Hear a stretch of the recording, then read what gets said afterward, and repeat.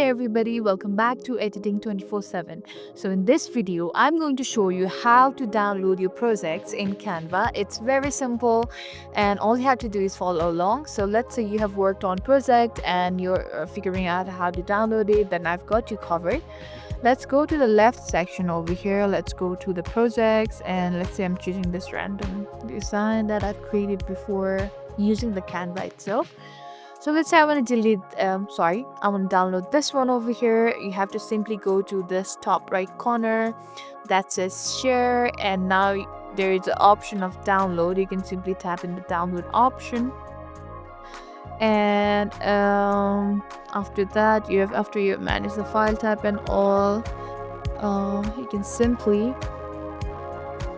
tap in the download button, and depending on your Wi-Fi connection, it may take a while. Now it's downloading, as you can see over here. It may take a while, we may have to wait, and it's almost done, and that's it. It says completed, download has been completed, and here you can see it has been downloaded. So this is how you download your project. I hope this video was helpful.